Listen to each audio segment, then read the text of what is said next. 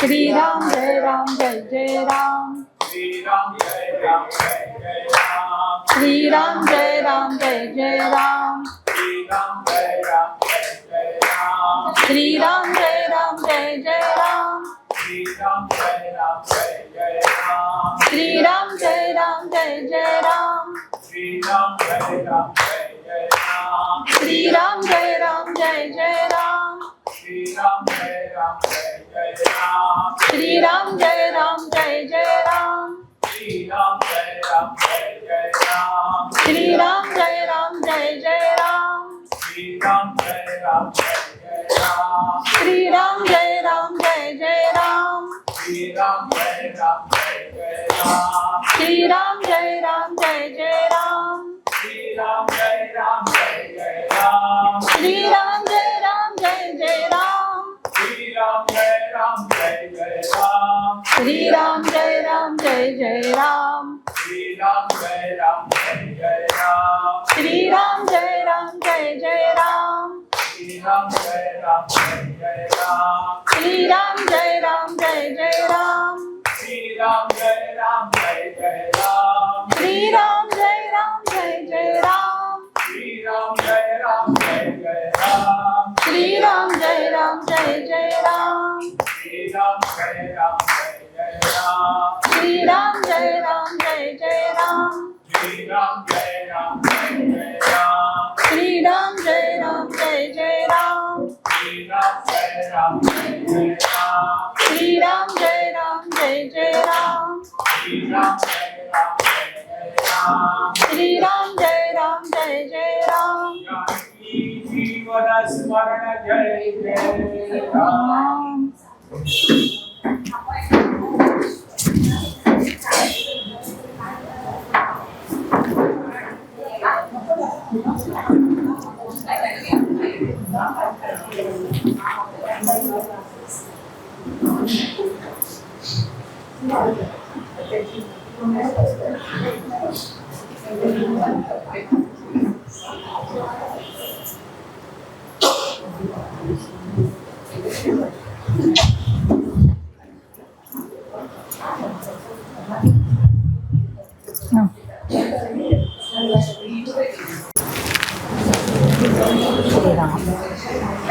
श्री राम।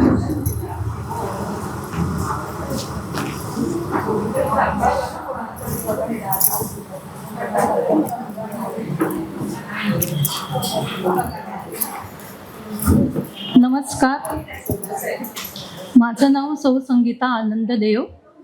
मी BA LLB आहे आणि हायकोर्टात मी प्रॅक्टिस करत होते. लेबर लॉमध्ये प्रॅक्टिस करत होते, पण आता गेले 5-7 वर्ष मी प्रॅक्टिस करत नाही. आणि 2014 साली मी इथे कीर्तन अलंकार झाले. हे माझं माहेर घर आहे असं म्हटलं तरी चालेल, इतका मला आनंद होतो इथे येताना. 3 वर्षापूर्वी मी इथे भागवत सप्ताह केला होता आणि त्याच्यानंतर अनेक वेळा भागवत सप्ताह देखील केले. कीर्तनं केली महाराष्ट्रात, महाराष्ट्राच्या बाहेर, इंदोर वगैरे सगळ्या ठिकाणी. आणि आज मी प्रवचन करणार आहे आदिशक्ती या विषयावर. तर आता सुरुवात करूया. आपण सगळ्यांनीच मिळून पहिलं, आवाज येत नाहीये का? आता आपण सगळ्यांनी मिळून पहिले श्लोक म्हणूया. श्री गणेशाय नमः. श्री सरस्वत्यै नमः. श्रीमत्सद्गुरु चरणारविंदाभ्यां नमः. श्रीमत्कुलदेवतायै नमः. वक्रतुंड महाकाय सूर्यकोटि समप्रभ. निर्विघ्नं कुरु मे देव सर्वकार्येषु सर्वदा. गुरुर्ब्रह्मा गुरुर्विष्णु गुरुर्देवो महेश्वरा. गुरु साक्षात् परब्रह्म तस्मै श्री गुरवे नमः. आपदामपहर्तारं दातारं सर्वसंपदा. लोकाभिरामं श्रीरामं भूयो भूयो नमाम्यहम्. कृष्णाय वासुदेवाय हरये परमात्मने प्रणतक्लेशनाशाय गोविंदाय नमो नमः। सर्वमंगलमांगल्ये शिवे सर्वार्थसाधिके शरण्ये त्र्यंबके गौरी नारायणी नमोस्तुते। अंबा माता की जय, सनातन धर्म की जय, पवन सुत हनुमान की जय, भारत माता की जय। मंगल मूर्ति मोरया, जय जय रघुवीर समर्थ। आपुलिया बळे नाही मी बोलत, सखा कृपावंत वाचा त्याची। कायम्या पामरे बोलावी उत्तरे, परी त्या विश्वंभरे बोलवी। तुम्ही श्रोते जगदीश मूर्ती, तेथे माझी व्युत्पत्ती किती। बुद्धिहीन अल्पमती सलगी करतो। श्रीराम। 9 दिवस नवरात्र आपण अगदी छान साजरी करत आहोत। आज 5वी माळ, 5वा दिवस, ललिता पंचमीचा, त्रिपुर सुंदरीचा आज दिवस आहे। तसंच स्कंद मातेचा देखील आज दिवस आहे। तर ही आदिशक्ती म्हणजे काय आहे नेमकं? प्रत्येक गोष्टीत आपल्याला शक्ती लागते। शक्तीशिवाय आपण इथे कीर्तन ऐकायला येऊ शकतो का? मी प्रवचनाला येऊ शकते का? शक्तीशिवाय हा माईक चालेल का? हे पंखे वगैरे चालतील का? मग भौतिक शक्ती आहे, त्याच्यामध्ये इतके प्रकार आहेत की सगळ्या मागे शक्ती आहे। बौद्धिक शक्ती आहे, मानसिक शक्ती आहे, शारीरिक शक्ती आहे। असं कुठलाही जगातला विषय घेतला की त्याच्या पाठी ही शक्ती आहे। ही शक्ती कोण देतं बरं? आपल्याला वाटतं चला हे इलेक्ट्रिशियनचं काम आहे, इलेक्ट्रिसिटीवाला शक्ती देतो। ती वीज निर्मिती जी होते हे सगळे पंचमहाभूतात्म होते। म्हणजे एक सायंटिस्ट होता, तो भगवंताला म्हणाला, अरे तू काय, मी किती शिकलोय, मी सुद्धा एक छोटंसं गोंडस बाळ तयार करून दाखवतो। ठीक आहे, भगवंत म्हणाला करून दाखव। आणि मग त्याने छोटीशी एका भांड्यात वाळू घेतलं, पाणी घेतलं। भगवंत म्हणाला, ह्याच्यावर माझा अधिकार आहे, ते मी तयार केलंय। तुला जर छोटंसं बाळ गोंडस तयार करायचंय तर आधी वाळू तयार कर, माती तयार कर, आधी पाणी तयार कर। म्हणजे हे जे सगळं आहे आपल्याकडे, विश्व नटलेलं आहे, ते शक्तीशिवाय शून्य आहे। अखंड पृथ्वीच्या पेक्षा 100 पटीने मोठे तारे आहेत, ग्रह आहेत, ते त्यांच्या गतीने चालतात, शिवाय गोलगोल आणखीन गतीने फिरतात, प्रदक्षिणा घालतात। त्यांना गती देणारं कोण आहे? ही लिप्चित वस्तू आहे, ह्याला मी हलवलं तर ती हलणार। पण ब्रह्मांडात इतके तारे आणि सूर्य आणि चंद्रमाला आणि आकाशगंगा फिरतायत, त्यांना हलवणारं कोण आहे? ती शक्ती आहे।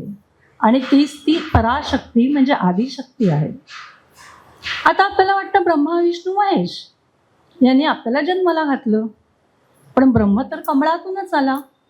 विष्णू तर शेषशाही नागावर पाहुडलेला आहे आणि क्षीरसागर सागर आहे, म्हणजे मुळात सागर आहेच, मुळात जीवही आहे। म्हणजे विष्णू पण आहे, त्याच्या आधी सृष्टी होती। आणि शंकर तर कैलासावर स्थित आहेत। मग त्यांना प्रश्न पडल्यावर आदिशक्ती जी निराकार आहे, निर्गुण आहे, असीम अशी शक्ती आहे, तिने यातना उत्तर दिलं की मी तुम्हाला रजोगुण, तमोगुण आणि सत्वगुण असे गुण प्रदान करते। आणि मी तुम्हाला महासरस्वती, महालक्ष्मी आणि महाकाली हे माझ्या अंगातून निर्माण करून तुम्हाला शक्ती प्रदान करते। ब्रह्माला कमंडलू दिलं आणि महासरस्वती दिली की या माझ्या शक्तीने तू सगळी उत्पत्ती कर। स्थिती सांभाळण्यासाठी विष्णूला किती वेगळ्या प्रकारे, किती प्रकारे गरज आहे। आज प्रल्हादाला त्याचे वडीलच असे मिळाले, भेटले त्याला जन्मानुजन्मांचं काय त्याचं आहे, त्याला वडीलच असे की ते त्याला मारण्यासाठीच टपलेले आहेत, किती विघ्न घातली. मग विष्णूला शक्ती तर पाहिजे ना आपल्या भक्ताला वाचवण्यासाठी. ती शक्ती कोण दे, ती आदिशक्ती ही त्याला प्रदान करते आणि तिचं स्वरूप आहे महालक्ष्मी. शंकराला तर उचलायचंच काम आहे. चला लयालाच न्यायचंय सगळ्यांना. एकदम सोपं काम वाटतं पण ते फार कठीण काम आहे. आणि म्हणून महाकालीचा अवतार, महाकाली ही आदिशक्तीने शंकराला प्रदान केली आणि त्रिशूळ दिला. तर सगळ्या गोष्टी मागे या तीनच गोष्टी आहेत, उत्पत्ती, स्थिती आणि लय. याच्या पलीकडे कुठला चौथा प्रकारच नाही आहे. कोणी चौथा प्रकार सांगू शकेल का? कुठलीही गोष्ट जन्माला येते, कुठलीही गोष्ट ही स्थितीत राहते आणि कुठलीही गोष्ट ही लयाला पावते. मग आता हे जन्म मृत्यू स्थितीत राहणं हे सगळं जे काही आहे ते कोण करतं? आदिशक्ती करते. कारण का म्हणतात ना, शिव हा शक्तीशिवाय काय आहे? शव आहे. आज आपण एखाद्याला म्हणतो अरे तू शक्तिहीन झालाय, म्हणजे हळूहळू तू शवाच्या मार्गाने आता चाललाय. शक्ती नाही तर माणसाला किंवा भौतिक जगातात दृश्य अदृश्य अशी ही जी शक्ती आहे ती सर्वत्र चराचरात सगळीकडे पसरलेली आहे. कुठलीही शिक्कण मात्र जागा नाही की जिथे शक्ती नाही. तर अशी ही ब्रह्मा विष्णू महेशाची शक्ती आपण पाहिली की ती कशी आहे? निराकार आहे, ती अनादी आहे, ती अनंत आहे, ती अपरंपार आहे. अनादी म्हणजे जिला आदी नाही. ब्रह्मा विष्णू यांना आदी आहे. त्यांचा देखील महाप्रलय होईल तेव्हा त्यांचा देखील तिथे प्रलयात ते देखील निघून जाणार आहेत. पण एकटी एकुलती एक उरते ती म्हणजे आदिशक्ती. आता तिने आपल्यासाठी वेगवेगळी कामना पूर्ण करण्यासाठी बरीच रूपं घेतलीत. तिला आपण पार्वतीची रूपं सगुण साकार मधली अशी म्हणतो. पण ही जी आदिशक्ती आहे ती निराकार आहे, तिला कुठलाही आकार नाही. ती गुणातीत आहे, ती कालातीत आहे. काळ आला आणि काळ संपला तरीही ती राहणारच आहे. ती व्यापक आणि वर्जित देखील आहे. म्हणजे सगळं जरी व्यापलेलं तिने असलं, ती व्यापकतेनुसार अगदी प्रचंड मोठी जरी असली तरीही त्या पलीकडे पण ती राहणारी आहे. तर अशी ही अथांग आणि अपरंपार आहे. ज्याचं थांग पत्ता लागत नाही तर अथांग. म्हणजे वेद देखील थकले या आदिशक्तीचं वर्णन करून. आणि शेवटी काय शब्द आला? नेती नेती. हे आहे का तू? नाही नाही, हे म्हणजे मी नाही, ते म्हणजे पण मी नाही, हेही मी नाही, तेही मी नाही. मी कशी? हे तिने अदृश्य स्वतःला ठेवलेलं आहे, ते तिने गूढ ठेवलेलं आहे, ते ती रहस्यमय अशी ही शक्ती आहे. आता तिची इच्छाशक्ती ही जागृत झाली की ती व्यक्त होते. वेगवेगळ्या रूपात आपण बघतोय. मग जीव जंतू प्राणी पक्षी हे सगळे जर आपण एकमेकांना बघतोय त्या सगळ्या पाठीमागे शक्ती आहे. आता ती दृश्य आणि अदृश्य आणि ऊर्जेला नियंत्रित करते. ऊर्जा म्हणजे शक्ती तसं म्हटलं तर, आणि शक्ती म्हणजे ऊर्जा. आता ते नियंत्रित सुद्धा करते त्याला.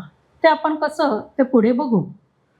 3 तत्व आहेत तिची: सत्य, चित्त आणि आनंद. सत्य म्हणजे ती ज्ञान स्वरूप आहे. कॉस्मिक इंटेलिजंट एनर्जी म्हणतो आपण त्याला. ती ज्ञान स्वरूप आहे, ती चैतन्य स्वरूप आहे, चेतना आहे. आणि आनंद म्हणजे दिव्य प्रसन्नता आहे.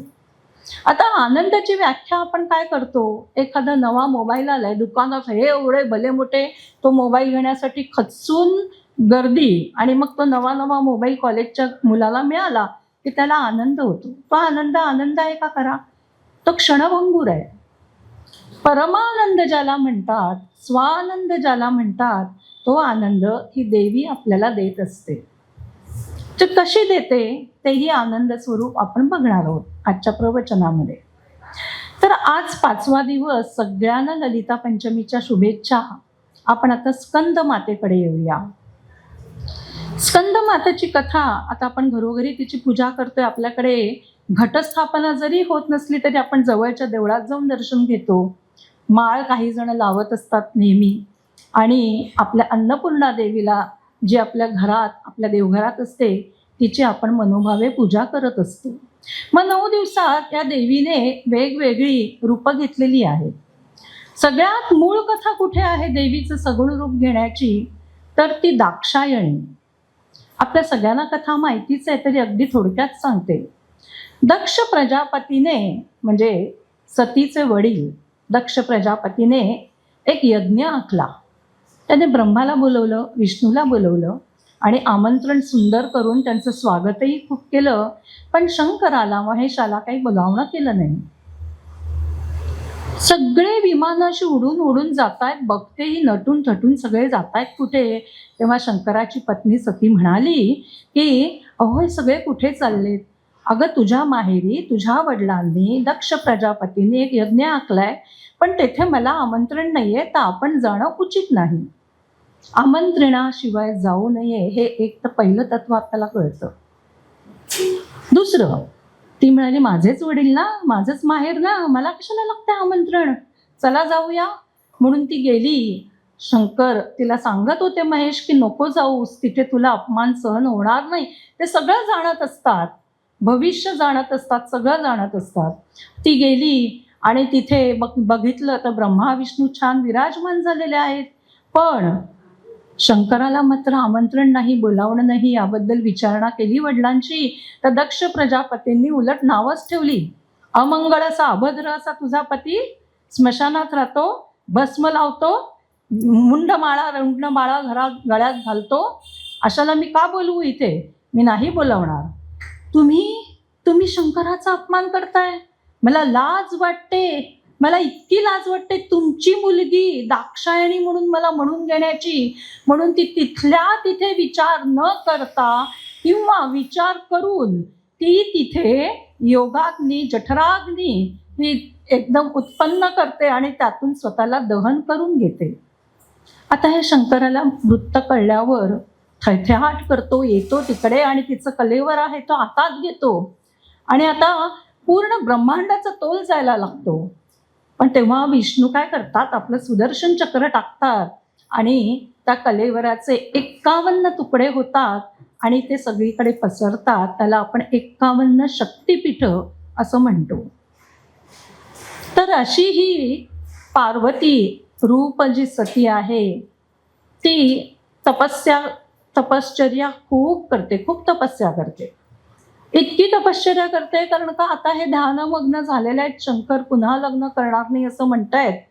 पण मग इथे स्कंद मातेचं रूप का बरं घ्यावं लागतं तिला? कारण तारकासूर नावाचा जो राक्षस आहे तो प्रचंड उन्मत्त झालेला, तो प्रबळ असा झालेला, सगळ्यांना, तिन्ही लोकांना तो त्रास देत होता. आणि त्रास इतका वाढला होता की शेवटी सगळ्यांना असं वाटायला लागलं की आता ह्याला वर देऊन बसलेले आहेत. आणि तो वर इतका भयंकर त्याने मागून घेतलेला. त्याने काय वर मागून घेतलेला? की शंकराचा पुत्र आहे तोच मला मारू शकतो. शंकर ध्यानस्थ बसलेत, त्याने आधी विवाह तर केलं पाहिजे, मग पुत्र होईल, मला कधी मारणार, अशा तो उन्मत्तपणे तो सगळीकडे छळ करत होता. इथे इतकं तपश्चर्या हिने केली सतीने. आणि मग तिने लग्न केलं आणि मग त्या दोघांना जो पुत्र झाला तो पुत्र म्हणजे कार्तिकेय, त्याचंच नाव स्कंद. तिच्या हातात कमळ आहे, तिच्या हातात एक पुत्र आहे, पाश आहे, खड्ग आहे. तर अशा प्रकारे त्या स्कंदला ती वाढवते, ती प्रशिक्षण देते. या तारकासुराला मारायचं कसं, म्हणजे नुसताच जन्म देणं आणि जिजाऊंनी शिवाजीला घडवणं यात किती फरक आहे. जन्म देऊन त्याला त्या पद्धतीने जी गुलामगिरी शेकडो वर्षांची होती ती घालवण्यासाठी सगळ्या प्रकारे रामायण, महाभारत, सगळ्या प्रकारे युक्ती, भक्ती, शक्ती या सगळ्यांनी जे जिजाऊने शिवाजीला शिकवलं ते पुराण काळातलं उदाहरण घेऊन या स्कंद मातेचं. या स्कंद मातेने आपल्या मुलाला प्रशिक्षण दिलं आणि मग तारकासुराचा वध झाला. आता कुमारिकांचं आणि कुमारांना बोलवणं आजच्या दिवसाला फार महत्त्व आहे. त्यांची पाद्यपूजा केली जाते, केशर घातलेली खीर दिली जाते, असा हा प्रघात आहे. हे झाली स्कंद मातेची कथा. आता आपण पुढे आज आणखीन एक मोठा दिवस आहे, तो म्हणजे ललिता पंचमीचा. ललिता पंचमी हिला त्रिपुर सुंदरी म्हणतात आणि तिन्ही लोकांमध्ये, विश्वामध्ये, ब्रह्मांडामध्ये ती सुंदर, अति सुंदर आहे. ती दिसायला सुंदर आहे, ती अंतरंगाने देखील सुंदर आहे. ती अंतरंगाने कधी सुंदर आहे, ते कशी सुंदर आहे हे आपण आता बघणार. ईश्वरी आणि षोडशी, ती षोडशी म्हणजे 16 वर्षांची आहे आणि 16 कलांनी अशी ही युक्त आहे.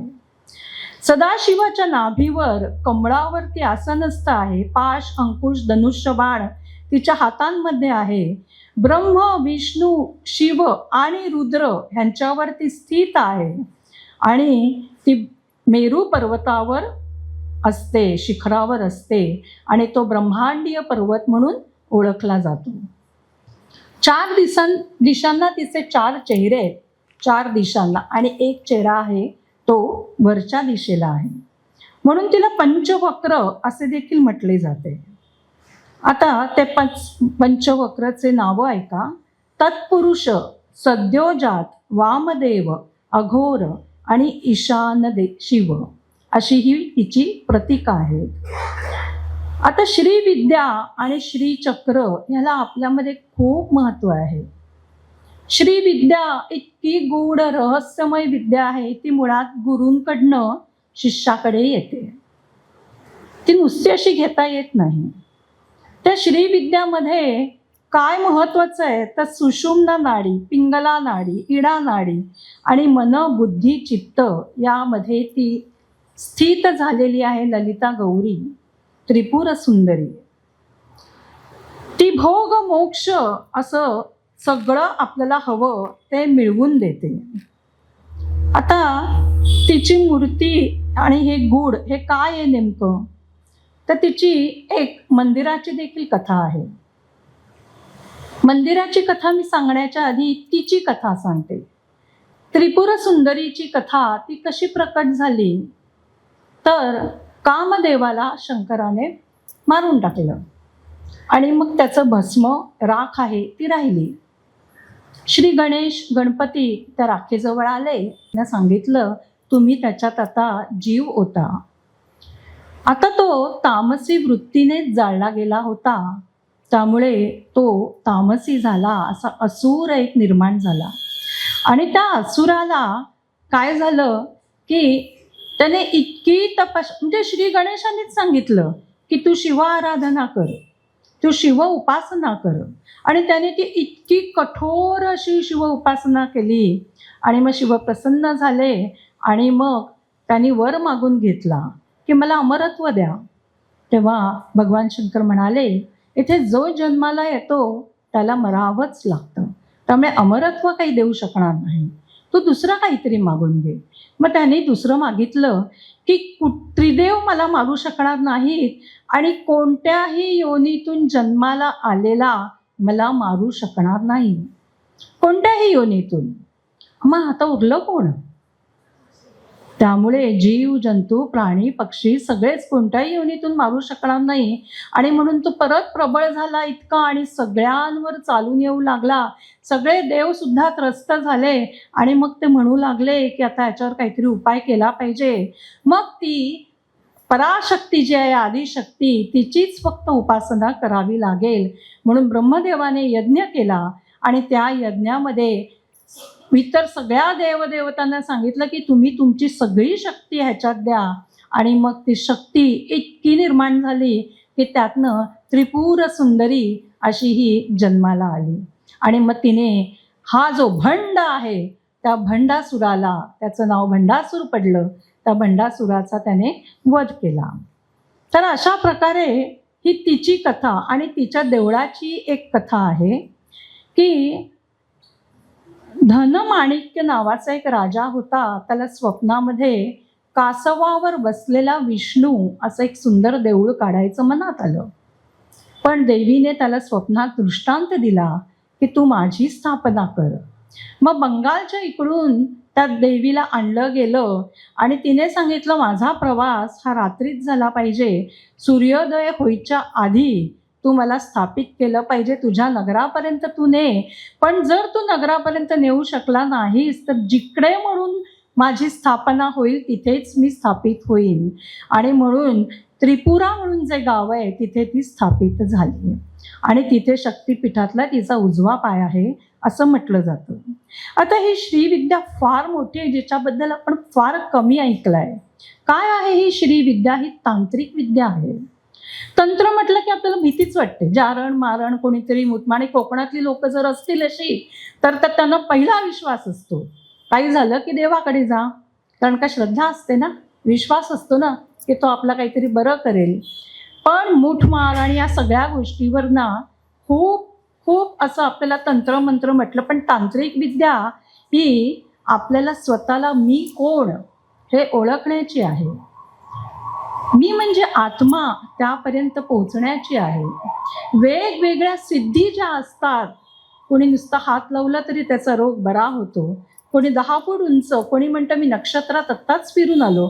आपल्याला हे सगळं असं वाटतं की काय हे बोलतायत, असं का हे बोलतायत, काहीतरी यांचं जगच वेगळं आहे किंवा हे थोडे असे आहेत असं वाटतं आपल्याला. पण हे सगळं खरं घडत असतं. ही तांत्रिक विद्या ही श्रीविद्या आहे आणि ती श्रीयंत्राद्वारे देखील घेतली जाते. आता तिचे आध्यात्मिक साधना, त्याच्यात 16 नाव आहे या देवीला, जी 16 वर्षाची 16 कलांनी युक्त आहे.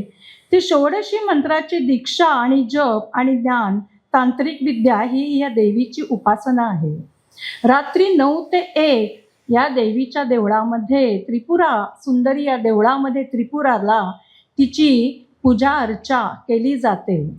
आणि ती जी उपासना केली जाते तेव्हा साधकांना असे अनुभव आहेत की जे परत सांगितल्यावर असं वाटतं अरे हे काय सांगते. तिथे ज्या मूर्ती आहेत वेगवेगळ्या, त्यांच्या डोळ्यामध्ये रात्री प्रकाश तेज येतं. तिथल्या मूर्ती या एकमेकींशी बोलू लागतात. तिथे साधना करणाऱ्या साधूंना, तांत्रिकांना असा अनुभव येतो की वेगवेगळे ध्वनी हे ऐकू येतात. ब्रह्मांडात जे ध्वनी चालू असतात, जे सकारात्मक आहेत, जे नकारात्मक आहेत, असे सगळे ध्वनी आता देवळात असल्यामुळे सकारात्मकच ध्वनी ऐकू येणार. तर अशा प्रकारे ही गूढ विद्या आहे, रहस्य विद्या आहे. तर तिला सुख, सौभाग्य, वैभव, आनंद आणि संपन्न विद्या अशी ही श्रीविद्या आपल्याला सगळं भोग आणि मोक्ष दोन्ही मिळवून देते. आता ही श्रीविद्याचे संप्रदाय काय आहे बरं? तिलाच ब्रह्मविद्या पण म्हटलेलं आहे. तर तिचा संप्रदाय असा आहे, शिवाकडून नंदी, मग इंद्र, मग चंद्र, मग सूर्य, मग मनु, मग कुबेर, मग भृगु, मग अगस्ती आणि मग दुर्वासा ऋषींकडे आले. आता लोपामुद्रा हिला देखील ही विद्या आली आहे आणि अगस्ती ऋषींची ती पत्नी आणि त्या लोपामुद्राने अगस्ती मुनींना शिकवलंय. म्हणजे स्त्री ही किती उच्च कोटीला ज्ञानामध्ये पोहोचलेली होती. पुरातन आपण जेव्हा सगळ्या गोष्टी वाचतो तेव्हा आपल्याला बरेच असे आपल्या स्त्रियांची नावं पुढे येतात की ज्यामध्ये तिने आपल्या पतीला इथे लोपामुद्राने अगस्ती ऋषींना शिकवलेलं आहे. आता हीच विद्या दत्तात्रेयांनी परशुरामांना देखील सांगितली आहे. आता आत्मतत्व ओळखणे ह्यासाठी प्रसिद्ध, तर या श्रीविद्येचं, श्रीयंत्राचं सगळ्याचा अभ्यास करून आणि या त्रिपुरा सुंदरीचा अभ्यास करून आद्य शंकराचार्यांनी तिचं सौंदर्याचं वर्णन सौंदर्य लहरीमध्ये केलं आहे. मूलाधार ते सहस्रार चक्र हा तिचा प्रवास हा तिने ह्याच्यात सांगितलेला आहे. श्रीविद्यामध्ये तो आद्य श्री शंकराचार्यांनी सौंदर्य लहरीमध्ये मांडला आहे. ती चक्रावर वसलेली आहे. आता श्रीचक्र, श्रीयंत्र हे कोल्हापूरचं जे अंबाबाईचं महालक्ष्मीचं देऊळ आहे ते श्रीयंत्रावर आधारित आहे, श्रीचक्रावर आधारित आहे. म्हणजे त्याच्या केंद्रबिंदूस्थानी कोल्हापूरचा जो गाभारा आहे, देवी आहे, तिथे ती आहे आणि वास्तुरचना आहे ही श्री यंत्रासारखी आहे. आता कथा आहे ब्रह्मांड पुराणात, जी मी आत्ता आधीच सांगितली गणपतीची. तर गणपतीचं इतकं महत्त्व आहे की ही श्री विद्या करताना पहिल्यांदा गणपतीची पूजा करावीच लागते आणि ही गुरूंकडनं शिष्याकडे येते. आता या श्रीचं एक सुंदर वर्णन आहे, ते वर्णन तुम्ही ऐका. ती कशी आहे? हिला श्री म्हटलेलं आहे, हिलाच भुवनेश्वरी म्हटलेलं आहे, हिलाच मा भगवती म्हणतो. नाव कुठलंही घ्या, तत्व एकच आहे. सत्यलोक हिच्या डोक्यावर आहे, सूर्य चंद्र हिचे डोळे आहेत, आकाश तिचे कान आहे, वेद तिचे शब्द आहे, ब्रह्मांड तिचे हृदय आहे, पृथ्वी तिची कंबर आहे, पृथ्वी आकाशातले अंतर हे नाभी आहे, नक्षत्र तिचे जांघे आहेत, महालोक गळा आहे, चंद्रलोक चेहरा आहे, इंद्रलोक स्वर्गलोक हात आणि ध्वनी तिच्या कानांचे अंग आहे, डोंगर तिची हाडे आहेत, नदी तिच्या नसा आहेत, दिवस रात्र पंखे आहेत, केस तिची झाडं आहेत आणि संध्या हे तिचे वस्त्र आहे. किती सुंदर वर्णन केलेलं आहे ब्रह्मांडाचं. आता बभरूची उपनिषदमध्ये या श्रीला एक ब्रह्मांड म्हणजे जी उत्पत्ती स्थिती लय ती करते त्याचं एक उदाहरण दिलं आहे, ते म्हणजे कोळीचं. आपले कोळी बांधव नाहीत, आपलं कोळी म्हणजे स्पायडर, आपल्याला लगेच पटकन कळतं ना. त्यामुळे तो कोळी आपल्या लाळेतून सगळं त्याचं विश्व तयार करतो, स्थितीत ठेवतो आणि मनात आलं की तो गिळून टाकतो. तशी ही आदिशक्ती आहे. तर केनोपनिषदामध्ये हैववती रूपाने ती प्रकट झालेली आहे. तिची एक सुंदर कथा इकडे आहे. केनोपनिषदामध्ये हैववती ही बघते इथे देव आणि दानव कितीतरी वर्षानुवर्ष आपले युद्ध करतायत, त्यांचं संपतच नाही. शेवटी देव थकले आणि म्हणाले की या दानवांची शक्ती इतकी आहे ना की आपल्याला आता काहीतरी वेगळी एक शक्तीची गरज आहे. म्हणून पराशक्तीला ते आव्हान करतात, आदिशक्तीला आव्हान होतं आणि मग ती प्रकट होते, देवांना शक्ती देते आणि मग देवांचा विजय होतो. आता जसं आपल्याला यश मिळतं ना, आपण मागचं सगळं विसरून जातो. देव काय माणूस काय, आपल्याला हे आठवत नाही की आपल्याला कोणी कोणी मदत केली, कितींचा खारीचा वाटा होता, कितींचा सिंहाचा वाटा होता. आपण सगळे विसरतो आणि देव असेच विसरले आणि देवांना देखील थोडंसं अहंकार झाला. मग ही हैववती देवी आहे, अहंकार झालाय का? बघूया. ती यक्षाचं रूप धारण करते आणि ती यक्षाचं रूप धारण करून देवांकडे जाते. तेव्हा देव म्हणतात, इंद्र तिचं सगळे देव बघतात, तिचं हा यक्ष कोण आहे, इतका तेजस्वी, इतका तेजपुंज, हा कोण यक्ष आहे, ह्याला आधी आपण कधी पाहिलेलं पण नाहीये, त्याचा आता पता माहिती नाही, हा कुठे राहतो, कोण आहे. म्हणून इंद्र आधी स्वतः कधीच जात नाही ना, तो इंद्र राजा ना, तो आधी अग्नीला पाठवतो. मग अग्नी जातो, त्याच्यापुढे उभा राहतो, तर तो विचारणार काही त्याच्या आधी तो यक्षच त्याला विचारतो, तू कोण? तेव्हा अग्नीला राग येतो, मला नाही ओळखलं. आता आपल्याकडे काही सेलिब्रिटी असतात, काही मंत्री असतात, त्यांना सगळ्यांना असं वाटतं की आपण असे करत हात बीत गेलो की आपल्याला सगळं जग ओळखतं आणि मग आपण त्यांना असं मध्ये विचारलं, रे आपण कोण? तेव्हा त्यांचा अहंकार डसवतो. तो अग्नी उत्तर देतो की अरे मी अग्नी, तुझ्या सकट जाळून टाकेन सगळ्यांना. हो ठीक आहे, मी एक छोटीशी काडी ठेवतो, तिला जाळून दाखव. अग्नीला त्या काडीला काही जाळून दाखवता येत नाही. मग वारा येतो, परत तोच प्रकार, तुझ्या सकट सगळ्यांना उडवून लावेन मी. हो, या काडीला उडवून दाखव तेवढं. काडी देखील काही उडत नाही. शेवटी सगळे देव देवता थकतात आणि मग इंद्र स्वतः पुढे येतो आणि मग नमस्कार करून विचारतो की आपण कोण? तेव्हा तो यक्ष हैववती देवीच्या रूपात प्रगट होतो आणि म्हणतो, मी आदिशक्ती. तुम्ही सगळे जे काही अहंकारित झालेले आहात ना, तुमच्या पाठी शक्ती मी आहे. तो शक्ती काढण्याचा अधिकार मला आहे, शक्ती स्थितीत ठेवण्याचा अधिकार मला आहे आणि ती शक्ती लयाला नेण्याचा देखील अधिकार मला आहे. त्यामुळे आपण सगळे जे जे काही दिवसभर पण करत असतो, मी आहे म्हणून माझ्या घरात स्वयंपाक होतो, हो मी आहे म्हणून मी कमवून आणतोय, हे जे सगळं मीपणा आहे ना, ते सगळं करण्यासाठी शक्ती देते ती ही आदिशक्ती, ती ही भुवनेश्वरी. भुवनेश्वरी माता की जय, अंबा माता की जय, दुर्गा माता की जय. आता या ही अंतरंगात पण आहे, म्हणजे आध्यात्मिक ज्ञान स्वरूपात पण आहे, तेही आपण प्रवचनात बघणार आहोत. आणि बहिरंगात ती आदिभौतिक शक्ती आहे, ती भावस्वरूप शक्ती आहे. आता आदिभौतिक सगळी ही जी काही आपण बघतोय ही शक्ती ही आदिभौतिक आहे, बहिर्रूपी आहे, आपल्याला इंद्रियांना दिसते. पण आत्मज्ञान रूपी असलेली शक्ती ही आपल्याला दिसत नाही, आपण तिचा विचारही करत नाही. आता शक्ती ही आनंद होईल तुम्हाला सगळ्यांना ऐकायला, ही स्त्रीलिंगी आहे. स्त्रीलिंगी ही आदिशक्ती आहे, त्यामुळे आपल्याला खूप आनंद झाला पाहिजे. ती कशी आहे? ती दया आहे, क्षमा आहे, स्मृती आहे, श्रद्धा आहे, ती तृप्ती आहे, ती धृती आहे, ती तुष्टी आहे, ती पुष्टी आहे, ती मती आहे, ती शांती आहे, ती कांती आहे, ती लज्जा आहे, ती शक्ती आहे, युक्ती आहे, नीती आहे, प्रीती आहे, ती प्रज्ञा आहे, प्रतिभा आहे. तर अशा प्रकारे ती शक्ती ही स्त्रीलिंगी आहे. तर आपण पुन्हा एकदा अंबा मातेचं नाव घेऊया. दुर्गा माता की जय. अर्थात ती कोणत्याही वस्तूचं, कोणत्याही पदार्थाचं, कोणत्याही पुरुषाचं, कोणत्याही जीवजंतूचं रूप धारण करू शकते.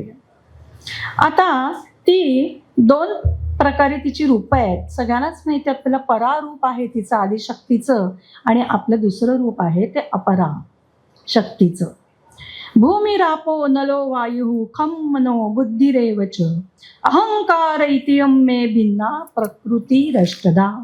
8 प्रकारची प्रकृती सांगितलेली आहे. त्यात पंचमहाभूते आणि मन बुद्धी चित्त म्हणजे अहंकार, हे मन बुद्धी अहंकार ही 3 आणि पंचमहाभूते ही 5. आता भौतिकशास्त्र म्हणजे खगोलशास्त्र, ज्योतिषशास्त्र, विज्ञानशास्त्र ही सगळी जी आहेत ना, ती या अपराशक्तीमध्ये येतात.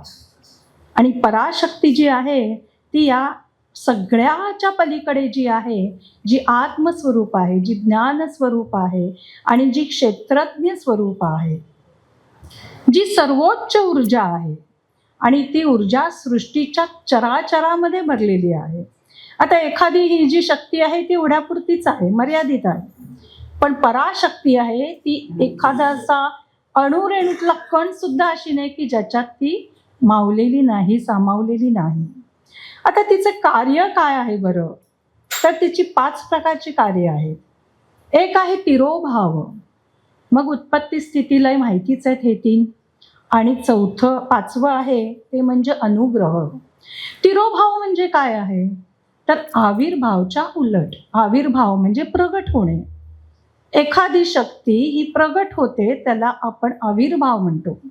आणि तिरोधाय म्हणजे अस्पष्ट, अदृश्य, न दिसणारी, गूढ, रहस्यमय आणि झाकून घेणारी म्हणजे ती तिरोधाय आहे. म्हणजे मगाशी मी म्हटलं ते नेती आपल्याला ती स्पष्टपणे, वेद सुद्धा थकले, ती स्पष्टपणे आपल्याला कळत नाही की ती कशी आहे. असं तिचं हे स्वरूप आहे, असं तिचं हे रूप आहे आणि तिचं कार्य आहे. तर सगळ्यात महत्त्वाचं अनुग्रह. उत्पत्ती स्थिती मी सांगत नाही, आपण ते ऐकलेलं आहे, बऱ्याच वेळा ऐकले आहे. तर उत्पत्ती करते, स्थितीत राहते आणि लयाला नेते, ही तिची आणखी 3 कार्य म्हणजे 4 झाली. आता अनुग्रह हा आपण उठसूट शब्द वापरतो. त्यांनी मला अनुग्रह दिला गुरूंनी आणि आता मला अगदी शांत बरं वाटतं, आता माझ्या सगळ्या विवंचना संपतील. ते म्हणजे काय? आश्रय देणं. एका अर्थी हा अर्थ बरोबर आहे. आपल्या रोजच्या व्यवहारात आपण हा अर्थ घेतो. अनुग्रह दिला म्हणजे आश्रय दिला, हे बरोबर आहे. आपल्याला सामावून घेतलं हे बरोबर आहे. पण इथे जो अर्थ आहे तो म्हणजे मोक्ष आणि मुक्ती. ही आदिशक्तीच आपल्याला मोक्षाप्रत नेते आणि मुक्तीत नेते. आता माझ्यासारखेला अभ्यास करताना असं वाटलं, चला प्रलय काळ येतो तेव्हा ब्रह्मा विष्णू महेश सगळे अनंत कोटी ब्रह्मांड जी आहेत, आकाशगंगा आहे, सगळ्याच प्रलय होतो. त्यामुळे पुनरपि जननम पुनरपि मरणम पुनरपि जननी जठरे शयम. संपलं बाबा, मी पण त्याच्यात संपले. आता पुन्हा जन्म नको, पुन्हा आपल्याला यायला नको. तसं नाहीये. ही तिची इच्छा आहे, ही तिची लीला आहे, हा तिचा खेळ आहे. ललिताचा हा खेळ आहे. ललिता म्हणजे ललिता देवीचा.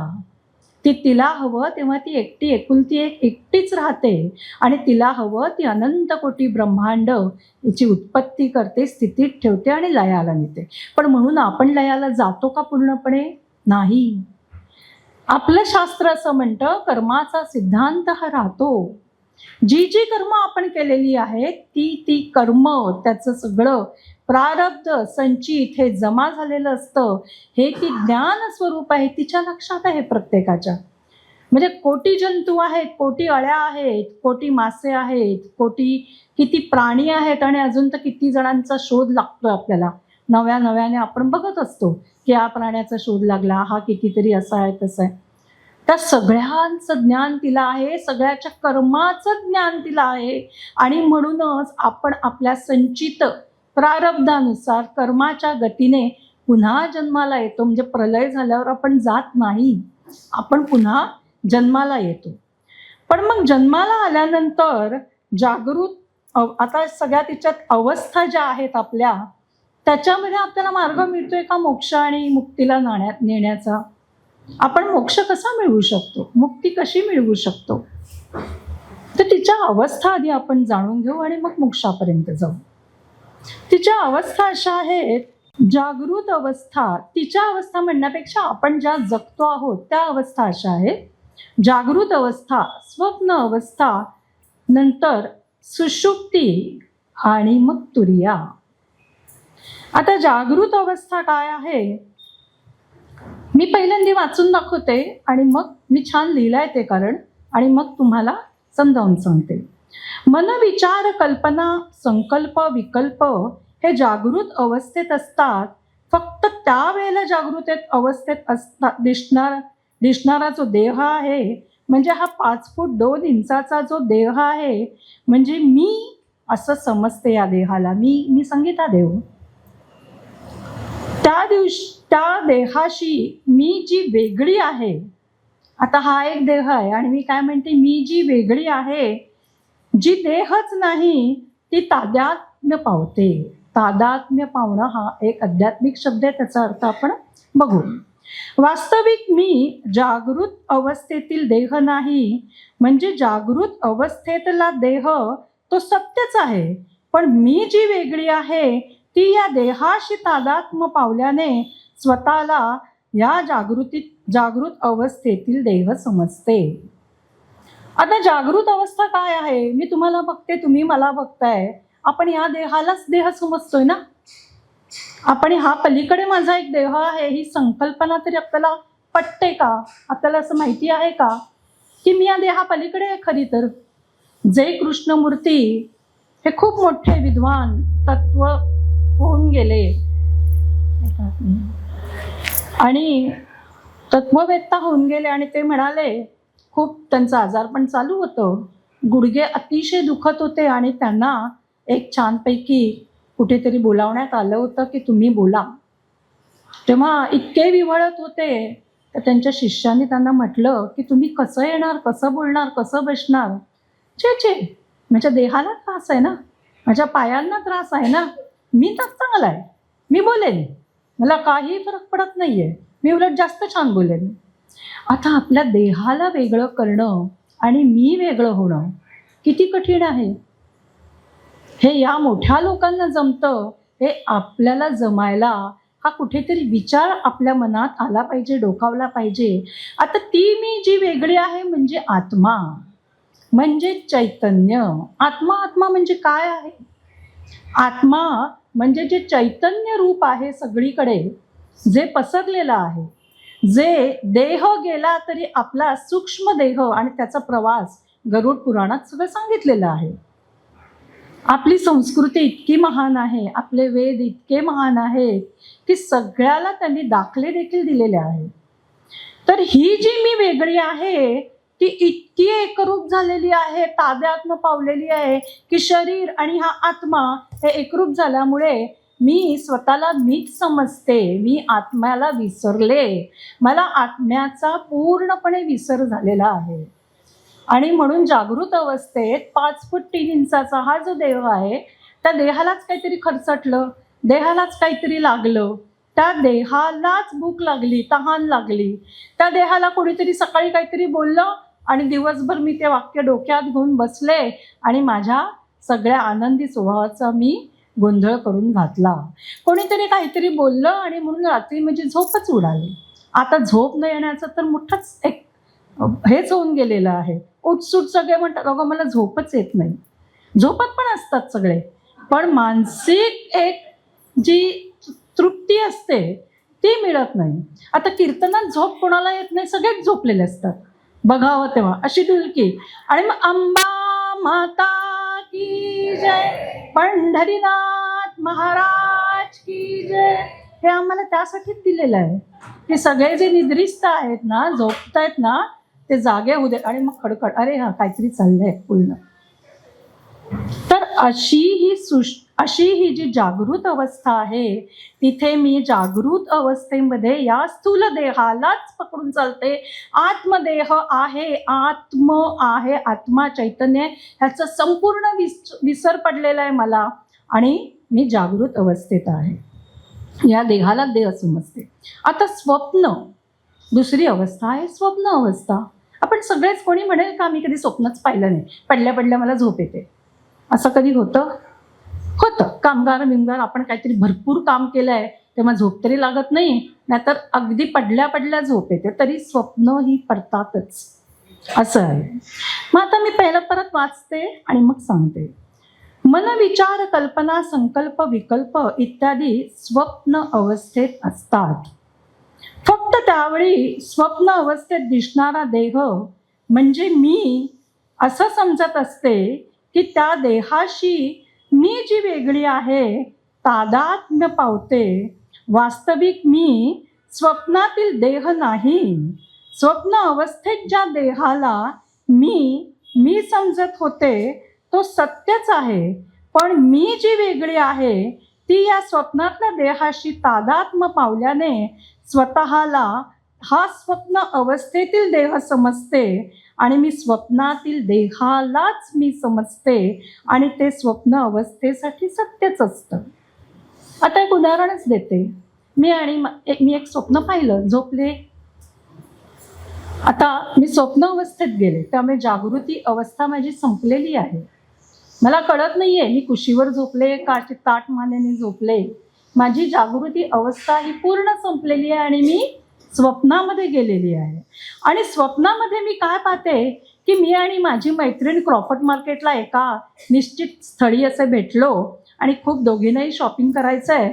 तर आम्ही ठरवलं आधी दूरच्या गल्लीत जाऊया आणि मग येताना शॉपिंग करत येऊया, म्हणजे हाताला वजन नको, मग काहीतरी कुठेतरी खाऊ आणि जाऊ, असं आमचं एक छानपैकी ठरलेलं.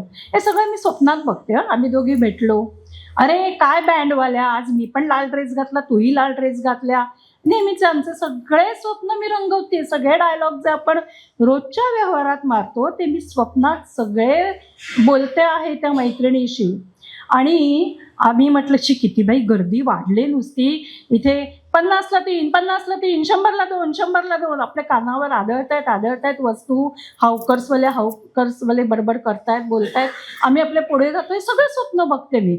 आणि पुढे गेल्यावर आम्हाला एकदम अचानक थोड्या दूर अंतरावर एक हत्ती दिसतो. आम्ही दोघी म्हणतो काय हा वेडेपणा, एवढ्या गर्दीमध्ये हत्तीला काय आणलंय? अगं त्या हत्तीला सगळ्यात जास्त गर्दीमध्येच नाही का मिळणार, तो माऊत तिकडेच नाही का कमाई करणार, तो का क्रॉफर्ड मार्केट सोडेल, असं आम्ही म्हणालो. आणि तो जो हत्ती आहे त्याच्यावर त्या माऊताला कोणीतरी काहीतरी दुकानात बोलवतं म्हणून तो माऊत त्या हत्तीवरनं निघतो. आणि हत्तीवरनं निघाल्यानंतर तो खाली गेल्यानंतर हत्तीला कळतं की आता अंकुशाचा मारा नाहीये, माऊत उतरलाय आणि तो आधीच चिवचिवलेला त्या क्राफ्ट मार्केटचे 50ला 3, 100ला 2 ऐकून त्याला कंटाळा आला. एवढी गर्दी बघून तो उधळतो आणि तो उधळतो तसे सगळे पळापळ पळापळ करायला लागतात आणि आम्ही बघतच बसलो 2 सेकंद काय घडतंय काय नाही.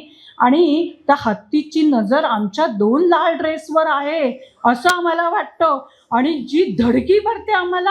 आम्ही पळतोय पळतोय पळतोय पळतोय. इथे झोपेत माझे श्वास धडधडतायत. पण मी जागृत अवस्थेत नाहीये, मी स्वप्नातल्याच अवस्थेत आहे. मी स्वप्नातल्याच देहाला मी माझा देह समजते. मी जी वेगळी आहे ती मी त्या स्वप्नातल्या देहाशी तादात्म्य पावल्यामुळे, एकरूप पावल्यामुळे, मी त्या आत्म्याला स्वप्नातल्या देहाशी एकरूप पावल्यामुळे मला असं वाटतंय बापरे हा हत्ती आमच्या.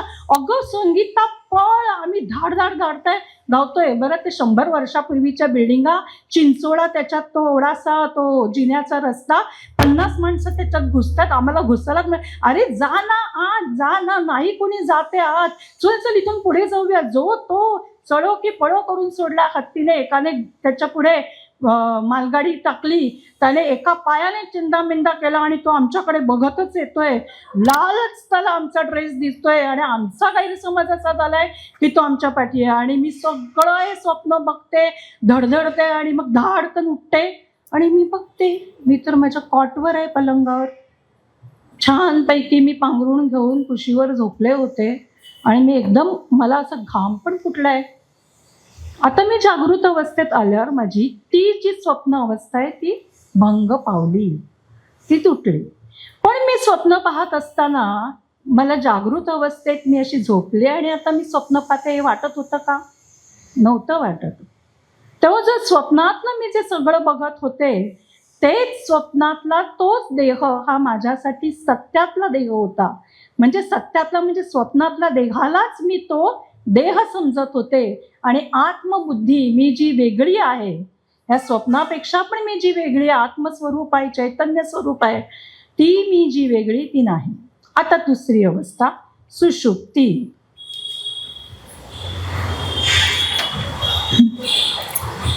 आता त्या स्वप्नातला होणाऱ्या सुखदुःखाला देखील मी माझंच सुखदुःख समजते.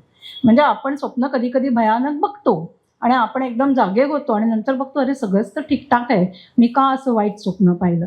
म्हणजे आपण इतके तादात्म्य पावतो की त्या स्वप्नातल्या सुखदुःखाला देखील आपण पावतो. आता सुषुप्तीमध्ये इतकी गाढ निद्रा असते,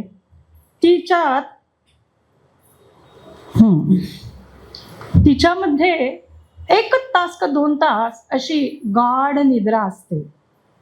आता जागृत अवस्थेमध्ये काय फरक आहे की मन आहे, बुद्धी आहे, चित्त आहे, अहंकार आहे, मीपणा आहे. स्वप्न अवस्थेत देखील बुद्धी आहे आणि बुद्धीने मी सगळं जग चालवते. सुषुप्तीमध्ये मन नाही, बुद्धी नाही, चित्त नाही, अहंकार नाही आणि आनंद स्वरूप मात्र आहे. आपण मग ते 1 तास सुषुप्ती म्हणजे गाढ निद्रा, अनिद्रिस्त अवस्था, जिथे जागृती अवस्था नाही, जिथे स्वप्न अवस्था नाही आणि मी गाढ झोपलेली आहे, कसलंच भान मला नाहीये. आणि मी उठल्यावर म्हणते वा काय सुंदर झोप लागले मला, काय आनंद, परमानंद असा सुद्धा शब्द मी वापरते. काय परमानंद मिळालेला आहे, तिथे आनंद आहे.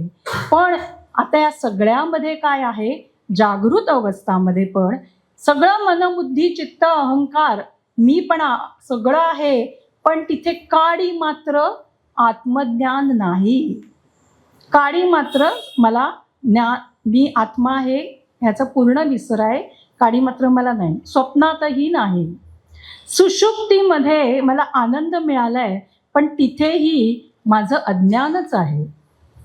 सुषुप्तीमध्ये मी गाढ आहे झोपलेली, मला आनंद पण मिळालाय, पण तिथेही ज्ञान नाही. आणि आता शेवटची अवस्था, 4थी अवस्था आहे, ती म्हणजे तुरिया अवस्था. ही तुरिया अवस्था काय आहे बरं? तुरिया अवस्था ही ज्ञान पण असतं त्याच्यात आणि चालतं बोलतं ब्रह्म. म्हणजे तुरिया अवस्था ह्याच्यात ज्ञान असतं की मीच सच्चित आनंद स्वरूप आहे. साक्षात चालता बोलता परब्रह्म शुद्ध अशी ही अवस्था असते आणि तिन्ही अवस्थांच्या पलीकडे जी असते ही तुर्य अवस्था असते. तर साक्षात साक्षीभाव तिथे असतो आणि तो आत्मसाक्षात्कारी होतो.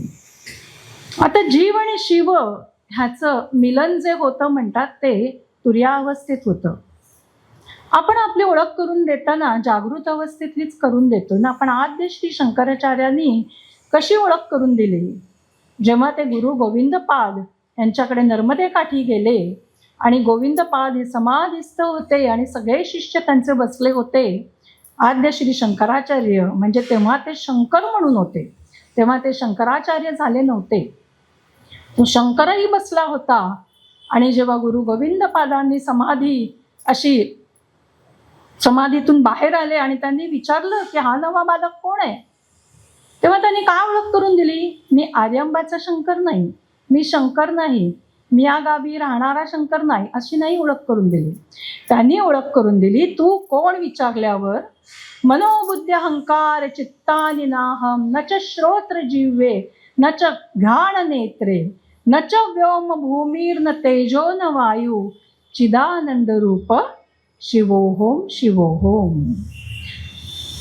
या देहाचं सगळं वर्णन केलं. त्याला निर्वाण षटक म्हणतात, आत्मषटक म्हणतात की देहामध्ये सप्त धातू आहेत, पंचकोश आहे, पंचवायू आहे आणि पंचेंद्रिय आहेत आणि ज्यांनी आणि त्या देहाला पाप पुण्य हे सगळं जे काही लागतं ते सगळं या देहाशी आहे.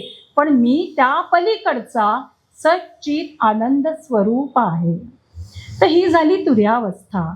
आणि या तुर्यावस्थामध्ये जो कोणी येतो त्या आदिशक्ती म्हणते की तिथे तुला मोक्ष आणि मुक्ती आहेच, तू आणि मी वेगळं नाही, अशी ही जीवाशिवाचं मिलन होणारी. तर आपल्याला या 3 अवस्था आणि चौथी अवस्था कळली की चौथी अवस्थामध्ये आपल्याला प्रवास करायचा आहे, म्हणजे सगुणातून निर्गुणाकडे प्रवास करायचा आहे. आपल्याला प्रवास असा वाटतो की आपण जन्माला आलो तो मृत्यूपर्यंत आपला प्रवास कसा झाला, तसं नाही आहे. या सगुण रूप देवीची आपण उपासना का करतो? तर ती निर्गुण निराकार आदिशक्ती आहे, तिच्यापर्यंत आपल्याला पोहोचायचं आहे, हे लक्षात ठेवलं पाहिजे. आता शक्तीचा महिमा हा गायला आहे, तिला मातृरूपेण असं म्हटलेलं आहे. मातृरूपेण म्हणजे या देवी सर्व भूतेषु मातृरूपेण संस्थिता. नमस्तस्ये नमस्तस्ये नमस्तस्ये नमो नमः. अंबा माता की जय. आता आपण मातृरूपेण का म्हणतो? तर आपण आई जगदंबा म्हणतो, आई भवानीने आशीर्वाद दिला म्हणतो.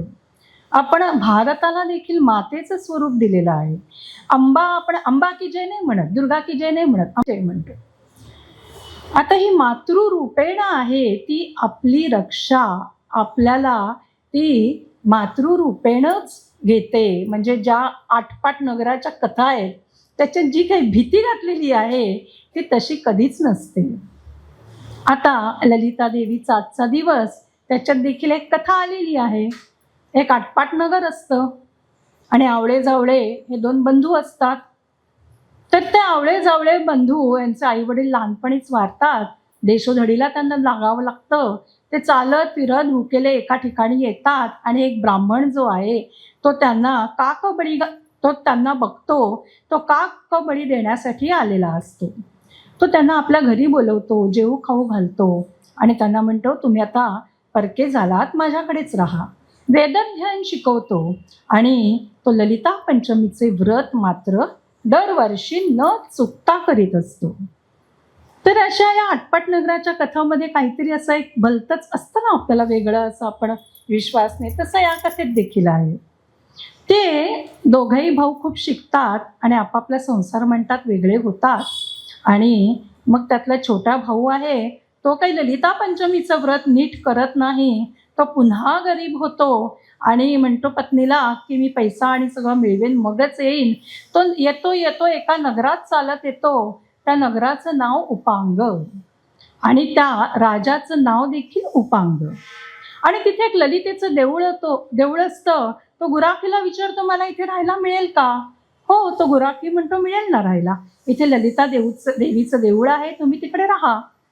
मग तिथे राहिल्यानंतर त्याला स्वप्नात देवी दृष्टांत देते की राजाकडे जा आणि करंड्याचं झाकण माग. आता एक करंडा काय आणि झाकण काय मलाही नाही कळत, पण ती कथा आहे, आपण ती गाऊया. तर ती करंड्याचं झाकण राजाकडे जातो आणि मागतो आणि त्याच्याकडे श्रीमंती येते, तो पत्नीकडे जातो, मग त्याला छानशी मुलगी होते आणि ती मुलगी त्या करंड्याशी खेळत एकदा नदीवर जाते. नदीतनं एक ब्राह्मणाचं प्रेत येतं, तरुण ब्राह्मण अगदी सुकुमार. ते प्रेत पाहून ते करंड्याने पाणी शिंपडते आणि पाणी शिंपडल्यावर तो ब्राह्मण जिवंत होतो आणि मग ती त्याच्या प्रेमातच पडते आणि म्हणते, इतका सुकुमार सुंदर तू, माझ्याशी लग्न करशील का? तो म्हणे, हे कसं होईल? तू माझ्या आईवडिलांकडे ये, जेवायला तुला ते वाढतील, ते जेवायच्या आधी तू माझी मागणी घाल, नाहीतर मी जेवणार नाही म्हण. ठीक आहे. तसं सगळं घडतं. मुलीचं लग्नही लागतं. जाताना ती करंडाचं झाकण घेऊन जाते. तिच्याकडे भरभराट होतं आणि ती ललिता, उपांग ललिता म्हणजे ललिता पंचमीचं व्रत नित्यनेमाने करत असते, पुण्य साठवत असते. पण तिच्या आईकडे मात्र ते करंड्याचं झाकण गेल्यामुळे दारिद्र्य येतं. ती मुलीकडे जाते, मागते, ती मुलगी काही देत नाही आणि रस्त्यातून येताना तिला जावई दिसतो, ती जावयाला ठार पण मारते. सासू आपल्या जावयाला ठार मारते. आता हिच्या पुण्याईने ती परत जिवंत करते आपल्या नवऱ्याला आणि नवरा सांगते, अगं तुझ्या आईनेच मला मारलं. पण आईला पश्चाताप होतो आणि ती जाते. पण ललिता पंचमीचे व्रत केले नाही तर असं दारिद्र्य येते. ही जी भीती घातलेली आहे ती भीती काही नाही, मातृरूपेण, मातृ स्वरूप असं आपले सगळे भगवंत आहेत. त्यामुळे भीती न बाळगता जशी जमेल तशी करावी. मनोभावे आपल्याला रामदास स्वामींनी मानस पूजेचं इतकं महत्त्व सांगितलेलं आहे की षोडशोपचारे घट बसवा, मग ते सगळं षोडशोपचारे पूजा करा, उपास तपास झेपत नाहीत तरी करायचं काही गरज नाही आहे. मानसिक पूजा ही देखील तितकीच महत्त्वाची आहे. तर अशी ही मातृरूपेणं असल्यामुळे कोणतीहीच भीती बाळगायची. आपल्यातनं काही घडलं तरीही नुसती माफी मागितली तरी ती माफ करते. आता आपल्यात असंही म्हटलेलं आहेच ना देवीच्या ह्याच्यात, आपण जी रोज आरती म्हणतो, अश्विन शुद्ध स्तनपान देवुनी सुखी केले अंतःकरणी हो. हे अंतःकरणाला सुखी म्हणजे ज्ञानरूप ती देते, ते नानामृत पाजते आपल्याला. आणि मी कोण आहे आणि मला काय गाठायचं आहे, म्हणजे मी ज्या कारणासाठी जन्म घेतलेला आहे ते कारण काय आहे, आपण हा विचार तरी करतो का हो सामान्य माणसं? मी कोण आहे? असू दे ना, मला माझ्या आईवडिलांनी जन्माला घातलं, मी 2 जणांना जन्माला घातलं, संसार सगळ्यांचे चालले, माझा पण चालू आहे. पण मी कोण आहे? माझा जन्म का झाला आहे? मी कोणत्या कारणासाठी आलो आहे? ह्याचा आपण विचार देखील करत नाही. श्रीविद्या आपल्याला हा विचार करायला शिकवते. तर आता हे समुद्र मंथनातून जेव्हा देवी आली तेव्हा ती देवी कशी दिसली, हे 4 ऋषींनी मातृरूपेण दिसली म्हणून त्या 4 ऋषींना लक्ष्मीपुत्र असं म्हटलं जातं. हे 4 ऋषी म्हणजे आनंद, कर्दम, चिक्लित, इंदिरासुत, हे 4 हे लक्ष्मीपुत्र मानलेले आहेत. आणि त्यांनी हिरण्यवर्णाव हरिणेम, तुम्ही आता सगळे श्रीसुक्त करणारच आहात, तिचं जे वर्णन केलेलं आहे ती मातृस्वरूप दिसते आहे. सोनेरी तिची कांती आहे आणि ते संपूर्ण स्तोत्र आहे, ते तिचं उत्तम असं वर्णन आहे. तिचा रथ कसा आहे, ती दिसते कशी, हे सगळं सांगितलेलं आहे. आता या 9 दिवसात आपण का बरं पूजा करतो? तर अंतराळ अंतरिक्षातून असे स्पंदन, असे सकारात्मक व्हायब्रेशन्स आपल्याला मिळत असतात आणि त्यासाठी आपण नटून थटून आपलं मन काय मेलेलंच असतं ना, असं कुठे सजीव मन असतं उत्साहपूर्वक. पण सगळ्यांनी आज हिरवं घातलं ना, मी पण आज हिरवं घातलं पाहिजे. अरे नेमकी कॉटनची साडी आहे माझ्यात, हसू दे, कॉटनची तर कॉटनची, हिरवी आहे ना, महत्त्वाचं. जो एक सामुदायिक उत्साह आपल्याला येतो, त्या उत्साहामध्ये आपण जो भाग घेतो, तसा अंतराळातून अंतरिक्षातून सकारात्मक ऊर्जा ही येतच असते आणि ती घेण्यासाठी आपण सज्ज असणं, आपण त्याच्यासाठी तिचं स्वागत करणं. आणि म्हणून आपण आपल्या घरी नैवेद्य दाखवतो, उदबत्ती धूप दीप घालतो आणि तिची पूजा अर्चा करतो. आता देवीच्या 10 महाविद्या आहेत. कारण का आदिशक्तीचा महिमा तर आपण गातोय, पण ती आपल्याला पण मोक्षाप्रत जाता येणार आहे का? जाणार आहोत का आपण? आपल्याला किती जन्म लागतील? आत्ता तर आपण ऐकायला सुरुवात केली, मी तर आत्ता अभ्यास करायला सुरुवात केली, पण आत्ता सुरुवात तरी झाली निदान. कुठल्या ना कुठल्या जन्मात आपण तो प्रवास चालू केलाय, तो कुठेतरी येऊन नक्कीच मिळेल. तर रोजच्या जीवनात मात्र मला मुलबाळ हवाय. माझं लग्नच होत नाहीये, काहीतरी ऐकता वेळेला असं घडतं आणि लग्नच माझं कुठेतरी दूर जातं. मला दारिद्र्यच येतं, मला पैसाच येत नाहीये, मला ऑफिसमध्ये संधी मिळणार होती ती ऐकता वेळेला निघूनच जाते. अशा सगळ्या भौतिक जे आपल्याला ऐहिक सुख ज्याला आपण म्हणतो ते हवं असण्यासाठी ही दशमहाविद्या आहे. त्या त्या देवीला तसं तसं पूजलं की ती तांत्रिकही विद्या आहे. तांत्रिक म्हणजे मी मगाशीच सांगितलं की जारण मारण मुठमार नाही, तर एवढंच नाही तर ती चांगलं सगळं आयुष्य, आरोग्य, वैभव, ऐश्वर मिळण्यासाठी देखील आहे. त्यातली पहिल्या नंबरवर आहे महाकाली. आता महाकाली म्हणजे तिला कालिका माता म्हणतात. गडद काळ्या रंगाची, केस मोकळे सोडलेले आणि चेहरा तिचा लाल रागाने आहे असं तिचं रूप आहे. सभोवताली प्रेतांचा खत आहे. गळ्यात नररुंड माळ आहे आणि रक्ताने माखलेले असे तिचे खड्ग आहे असं तिचं वर्णन आहे. ही शक्ती परिवर्तन करणारी आहे आणि विनाशापासून संरक्षण करते. आपलं अधःपतन होणार असेल, आपला विनाश होणार असेल तर या काली मातेला आपण पूजा केली पाहिजे तिची. दुसरी आहे तारा माता. तारा म्हणजे तारणारी, आपल्याला सगळ्या गोष्टीतून तारणारी ही तारा माता. ही वाईट शक्तींपासून आपल्याला दूर ठेवते. तिसरी आहे त्रिपुर सुंदरी. आता त्रिपुर सुंदरी आत्ताच आपण तिचा महिमा सगळा ऐकला की ती मनोकामना सगळ्या पूर्ण करते. सगळ्या तुम्हाला जे हवं ती मनोकामना पूर्ण करते.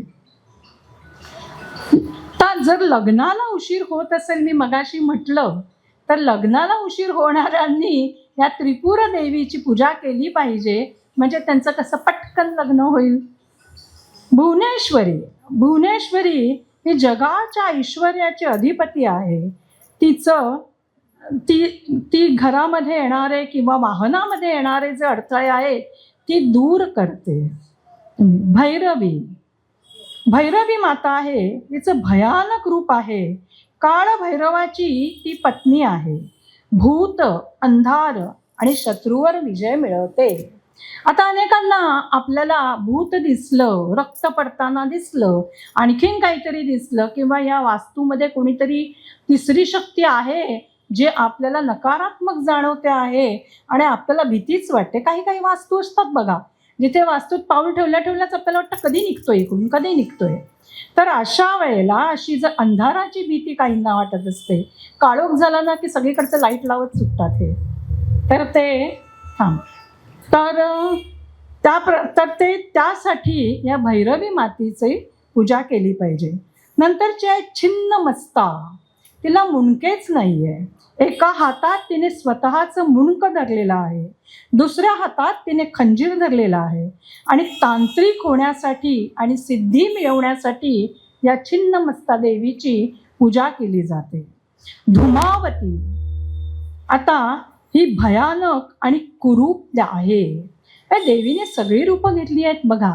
आपल्याला वाटतं की आपण सुंदर, आपल्याला आपली हाईट, आपलं जे बांधा, आपलं सौंदर्य किंवा आपलं ऐश्वर्य हे सगळं निश्चित असतं बरं का. हे सगळं ठरलेलं असतं. आपला अहंकार गळला ना, मी कमवलं, मी हे, की आपल्याला ते जाणवतं की आपल्याला हे सगळं पूर्वसंचितच असतं. मग आता ही धुमावतीने भयानक रूप घेतलंय, कुरूप आहे ती दिसायला. ती दाक्षायणीची जी सतीची मूळ कथा आहे त्याच्यात ती स्वतःला जे दहन करून घेते आणि त्यातनं जो धूर निघतो त्या धुरातून झालेली ही धुमावती आहे. केतूचे अशुभ प्रभाव. आता आपण इन्स्टावर सतत ऐकत असतो ना, राहू आणि केतू ह्याचं सतत आपल्या पाठी असलेलं काय कराल काय नाही. तर ते इन्स्टावरचं ऐकण्यापेक्षा आपण धुमावती देवीला जर पूजलं तर केतूचे वाईट प्रभाव आहे ते आपल्यावरचे निघून जातील असं. तर तिसरी आहे वल्गापुरी. आज अपभ्रंश होऊन तिला बगलापुरी म्हटलं गेलेलं आहे. ती बगलापुरी नाही, तिचं मूळ नाव आहे वल्गापुरी. आणि ती माता पितांबरा देखील तिला म्हणतात. लहरी आणि तरंग हिच्यामुळे त्या उत्पन्न होतात आणि भोग आणि मोक्ष या दोन्ही गोष्टी ही जी वल्गापुरी देवी आहे ती आपल्याला प्रदान करते. आणि 9वी आहे मातंगी देवी. आता ही तांत्रिक देवता आहे मातंगी देवी. ज्ञान, भाषण, संगीत, कला प्रदान करते. म्हणजे मला वाटतं कीर्तनकारांनी या देवीचं करायला हरकत नाहीये ना. बघा ना काय काय देते. आपल्याला प्रश्न पडतो, बाई आज आवाज लागेल ना. आपला आवाज, आपला सूर नाही लागला तरी आपण म्हणतो कसं नंतर, काय पेटीवाले होते रे बाबा, काय तबला भयानक वाजवत होते. आपलं काहीच चुकत नसतं ना, आपण बरोबरच असतो.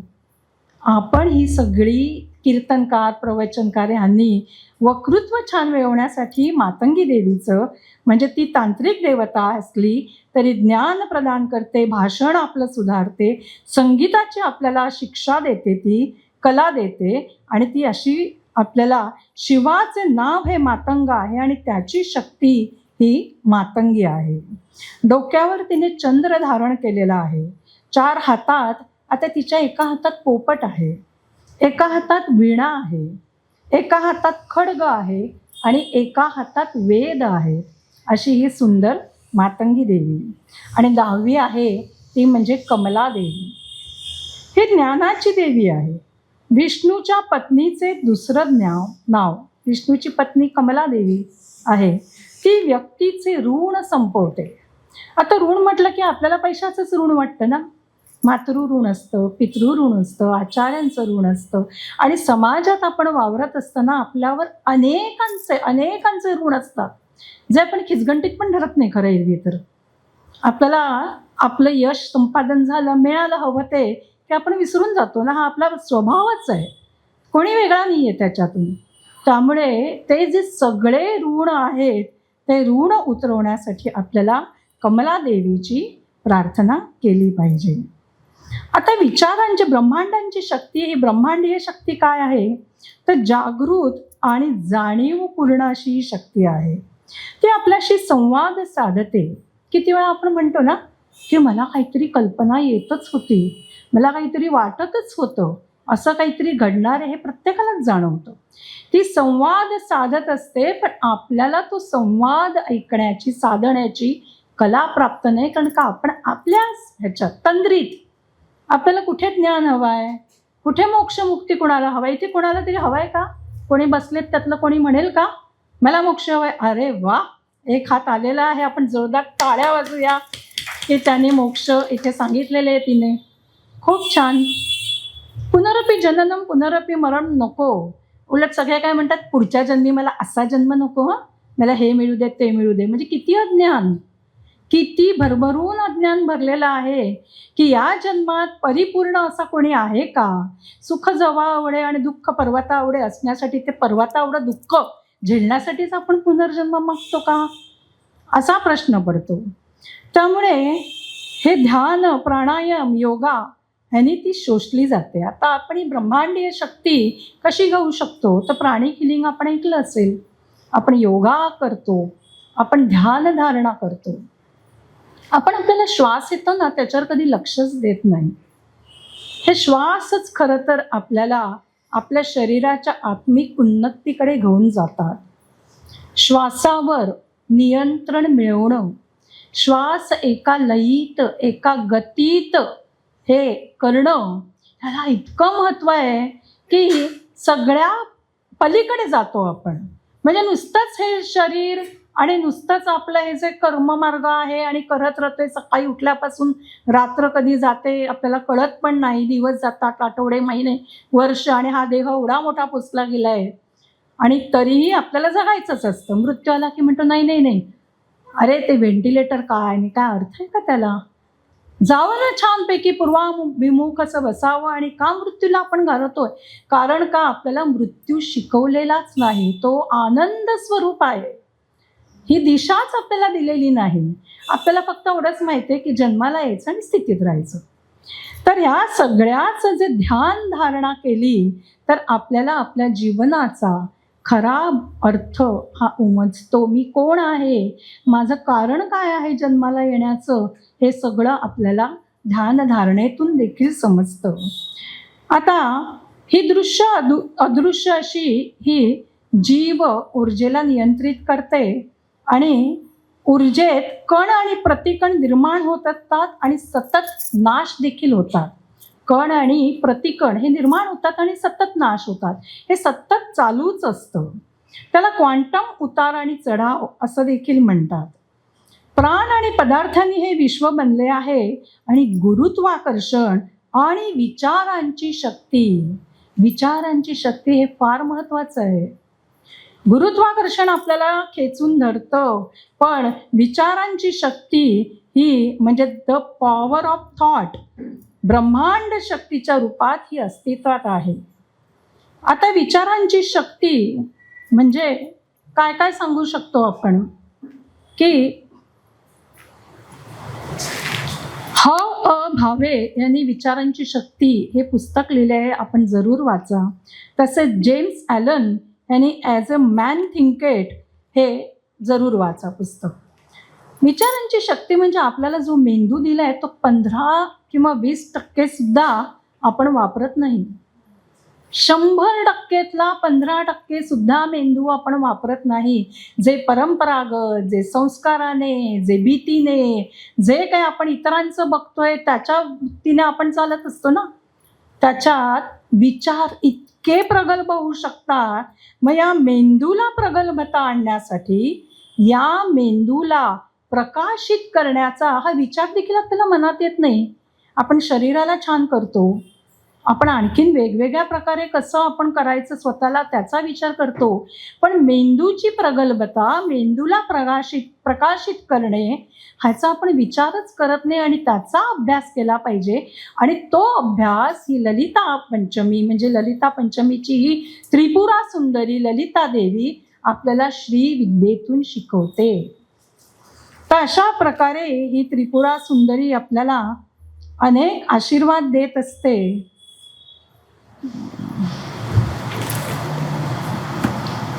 या ललिता देवीचा किंवा भगवतीचा, भुवनेश्वरीचा असा एक छानसा मंत्र आहे.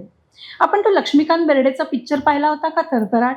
त्यात तात्या विंचू असतो आणि तो लक्ष्मीकांत बेर्डेच्या याच्यात ओम भगो भागवती भगवती ओम फट स्वाहा असं काहीतरी करतो तो सतत. तर हे बीज मंत्र आहेत, त्यात ओम फट स्वाहा आहे.